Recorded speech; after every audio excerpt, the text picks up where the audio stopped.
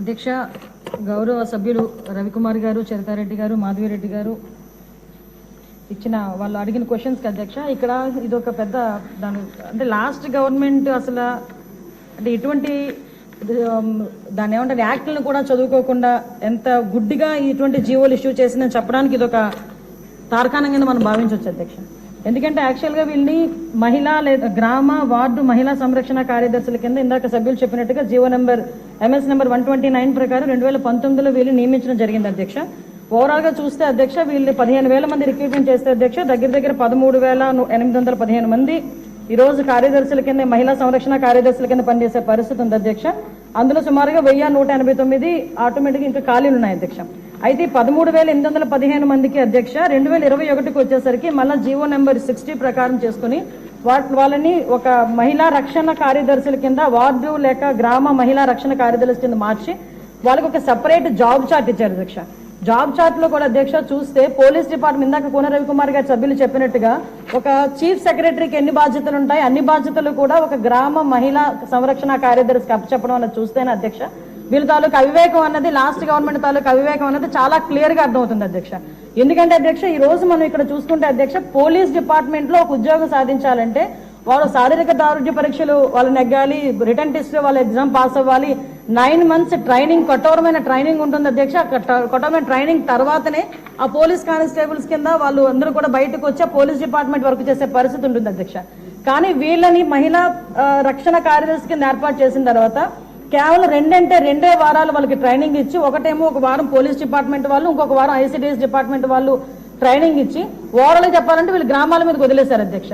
వాళ్ళు పంపించిన తర్వాత కూడా వాళ్ళకి ఇష్టాలు కూడా గ్రహించకుండా పోలీస్ డ్రెస్ కూడా వాళ్ళకి వేయటానికి ఇంచుమించుగా పోలీస్ యూనిఫామ్ కూడా వాళ్ళకి వేయాలి అని చెప్పి వాళ్ళు రిస్ట్రిక్ట్ చేస్తే వాళ్ళు కూడా దానికి భయపడి బాధపడి చాలా మంది కోర్టులకు వెళ్ళిన సందర్భాలు కూడా ఉన్నాయి అధ్యక్ష. ఈ రోజు కోర్టులో దగ్గర 7 రిట్ పిటిషన్లు మహిళా కార్యదర్శికి సంబంధించి ఆ పోలీస్ డ్రెస్ విషయంలోని కానీ వీళ్ళు జాబ్ చార్ట్ ఒక అవగాహన లేకుండా డబ్బులు ఇచ్చుకుని పెట్టుకున్నాడు కదా. ఆ మేధావులందరూ కలిపి ఆల్రెడీ 12,000 మంది వీళ్ళు పనిచేస్తున్నారు కదా, వీళ్ళని మనం పోలీసుల కింద కన్వర్ట్ చేసేస్తే వాటిని తగ్గించి వచ్చని ఒక ఉచిత సలహా పడేశారు అధ్యక్ష. దానికి వెనకాతలు ఒక పోలీస్ డిపార్ట్మెంట్ మీద ఒక అవగాహన, పోలీస్ రిక్రూట్మెంట్ మీద ఒక అవగాహన, వాళ్ళ తాలూకా జాబ్ చార్ట్ మీద ఒక అవగాహన ఉండుంటే ఇలాంటి పని చేసి ఉండేవారు కాదు అధ్యక్ష. ఈ రోజు వీళ్ళ పరిస్థితి ఏమైపోయిందంటే వీళ్ళు వెళ్ళి రిపోర్ట్ చేయాల్సింది గ్రామ సెక్రటరీకి రిపోర్ట్ చేయాలి. వీళ్ళ అడ్మినిస్ట్రేటివ్ పవర్స్ ఎక్కడ ఉంటాయంటే పోలీస్ డిపార్ట్మెంట్ దగ్గర ఉంటాయి.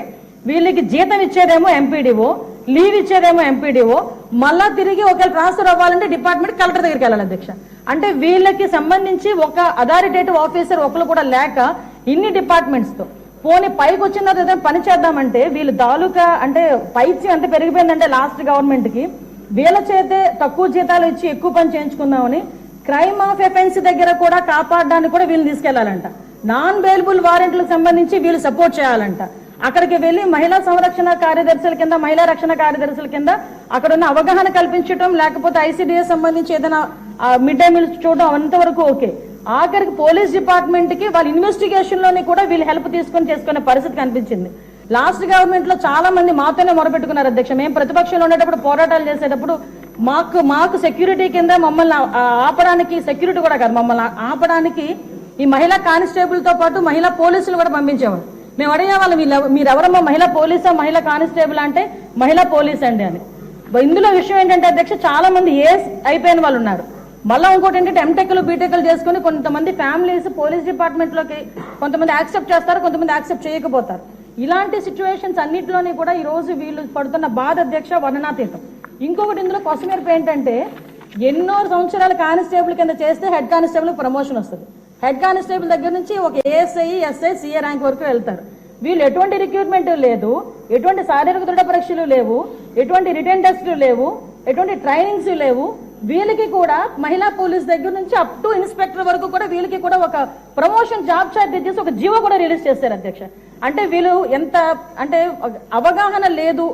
అప్పుడు మనందరం అనుకునే వాళ్ళం తొగ్గులకు పరిపాలన దానికి ఇది ప్రత్యేక సాక్ష్యం కింద మనం ఈ మహిళా రక్షణ కార్యదర్శుల గురించి చూడాలంటే ఇది మనం చెప్పుకోవచ్చు అధ్యక్ష. ఇన్ని రకాలుగా వీళ్ళు చేసిన అధ్యక్ష వీళ్ళకి ఏంటంటే అధ్యక్ష ఎస్కార్ట్ డ్యూటీలు, బందోబస్తు డ్యూటీలు, వాళ్ళు అక్కడికి వచ్చి ఏడ్చేవారు అధ్యక్ష. ప్రస్తుతం చాలా మంది మేము వచ్చిన తర్వాత కూడా ఇప్పుడు ఈ విషయంలోనే గౌరవ సభ్యులందరూ కూడా చెప్పడం జరిగింది. వీళ్ళు పోలీస్ డిపార్ట్మెంట్ కి సంబంధించిన వాళ్ళ కింద ఉంచాలా, లేకపోతే ICDS లో మనం పంపించుకోవాలా, వేరే ఎవరికైనా ఏదైనా జాబ్ చార్ట్ ఇచ్చి సపరేట్ గా వీళ్ళు ఏదైనా మనం చేయాలా అనేది ఆలోచన చేసుకోవడానికి ఒక సుదీర్ఘమైన చర్చ అయితే జరగాలి అధ్యక్ష. మేము చర్చిస్తాం అధ్యక్ష. నా అప్పీల్ ఏంటంటే ఇక్కడ గౌరవ సభ్యులందరూ ఉన్నారు, గౌరవ సభ్యులందరూ కూడా ఈ విషయంలోనే మనందరికీ కూడా అవగాహన ఉంది.